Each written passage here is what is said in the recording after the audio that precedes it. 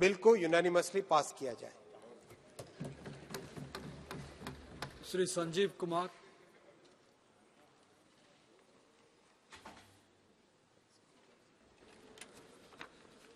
Thank you, Honorable Chairperson, for allowing me to speak on the bill Telecommunications Bill 2023. The bill proposes to repeal outdated acts like Indian Telegraph Act 1885, Indian Wireless Telegraphy Act 1933, the Telegraph Wires Unlawful Possession Act 1950. So this is like a cleansing of British residue, which is essential for modern India. The bill addresses long-standing issues like capping of charges, deemed approval clause, and deployment of telecommunication infrastructure and private property. A significant regulatory shift in the bill is the replacement of license with authorization. In total, the bill aims to consolidate existing laws and adapt to the evolving telecommunication sector with emphasis on national security and inclusive digital growth. Sir, there are 11 positives in the bill which I would like to make a brief mention. One is the interception of communications in the interest of national security is very much essential, and at the same time, privacy of citizens should also be taken care of. The bill says that government can notify standards for encryption, and incitement of offences has been the latest modus operandi of the so-called leaders who celebrate tyranny. So interception should be more effective. Misguided youth are going to the roots of crime, in which social media is playing a big role. This should be tackled in order to maintain public order. Press messages of accredited Indian correspondents shall not be intercepted or detained unless their transmission has been detained by the government. Sir, the second positive of the bill is national security against cyber attacks and other criminal activities is a major concern. Those who cannot fight a war with us directly are using the telecommunication route to mislead our youth. So-called leaders with a British residue mindset are also using social media to destabilize elected governments. Strict laws are essential for national security. Citizen safety is also taken care of by this bill.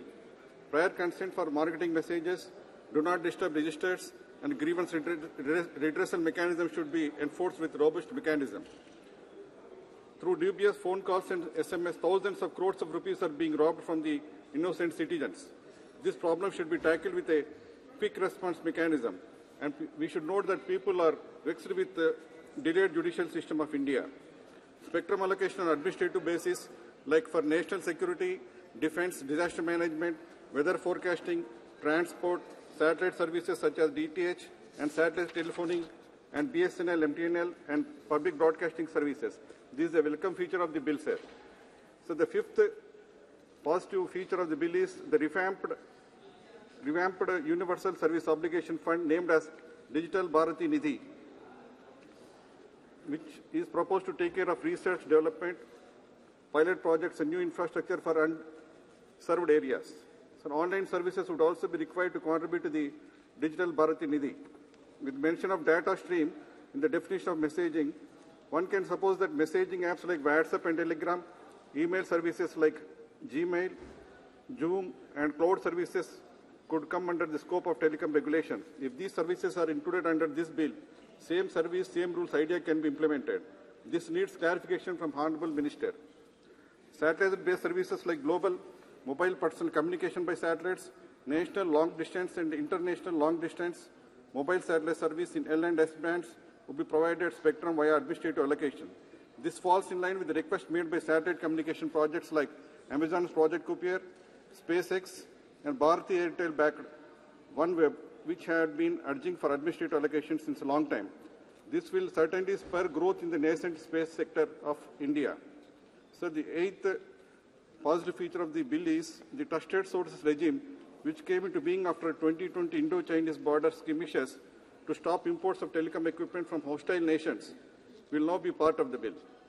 The right-of-way law gives local authorities like district magistrates more power to adjudicate disputes. Such positive measures will accelerate digital connectivity, but it must be provided on a non-discriminatory and non-exclusive basis. Another significant proposal in the bill is to empower the government to waive entry fee, license fee, and penalties, and etc., in the interest of consumers and to ensure fair competition in the market. This provision of the bill will also help in promoting affordability accessibility of telephone services.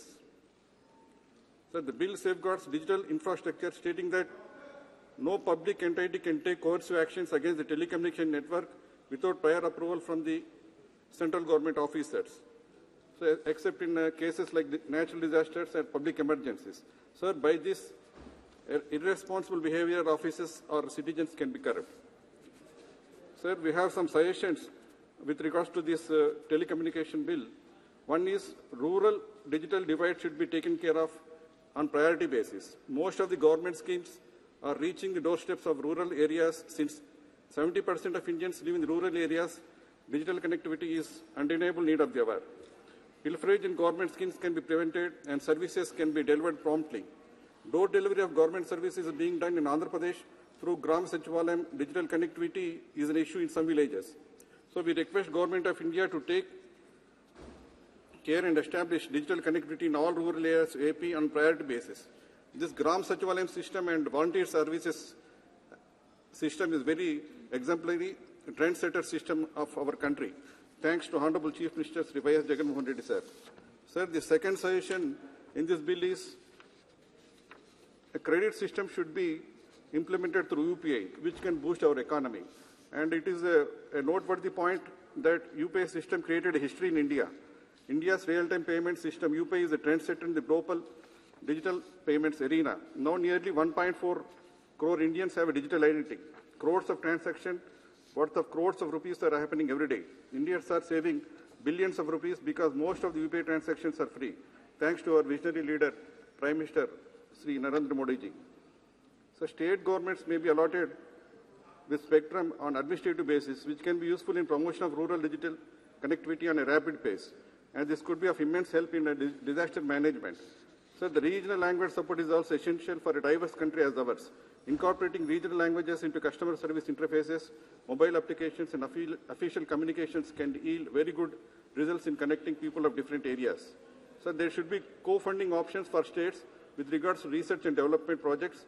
This could contribute to speeding up of rural digital connectivity. So the sixth suggestion is capacity building and training of staff in areas like cyber security, network maintenance, and digital innovation. So filling of vacancies in BSNL is also a long pending issue which has to be taken care by Honorable Minister. So the Chinese loan apps is also a big menace in Indian rural population. So these Chinese loan apps, they are exploiting personal information and siphoning of funds from the citizens. So urgent regulatory action should be taken in this regard. Online communication service as an incidental feature, as in Paytm, should also be taken under the purview of this bill.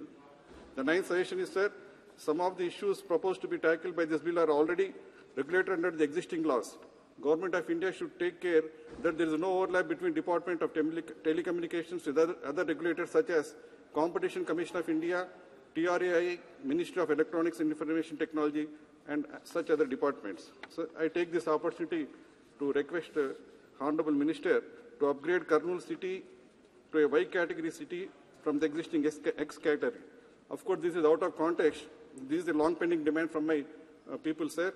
The city already has a population of more than 5 lakhs and hence is eligible to be classified as Y category city for the purpose of enhancement of HRA of central government employees from 8% to 16%.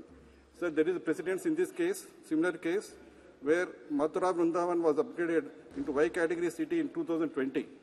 Similarly, Kurnool may be considered for upgradation into Y category. Likewise, sir, BSNL services should be made mandatory in all government institutions in a true spirit. And my 12th suggestion is coordination among government agencies before carrying out digging and road expansion work should be established in order to avoid unwarranted outages. My last suggestion would be, sir, local ISPs are not accounting revenue from telecom services. Their GST evasion is being done. Kindly take care of that, sir. Sir, there are 3 requests for my Kurnool parliamentary constituency, which I represent. So, number 1, sir, under Universal Service Organization Fund, 11 sites of Kurnool districts were allotted 4G equipment. I request the Honorable Minister to identify uncovered villages and provide more 4G services. And BSNL is yet to start 4G services in Kurnool district. I request the Honorable Minister to upgrade existing BSNL sites into 4G and priority basis. Sir, my third request is, BSNL is the backbone of our rural India. Network needs to be strengthened from up to Gram Panchayat level with at least 10 GB bandwidth, providing latest equipment. Sir, in conclusion, from modernizing infrastructure to bridging the digital divide, the bill promises a holistic approach to India's telecom landscape. The focus should be on inclusive approach of all regions of the country so as to realize our dream of Sabka Saath, Sabka Vikas. In a digital world, literacy is not just the ability to read and write, but also the ability to use new communication technologies. Hope this Telecommunication Bill 2023 shall take care of our redefined goals. With these suggestions, sir, I support the bill. Jai Hind. धन्यवाद संजीव कुमार जी।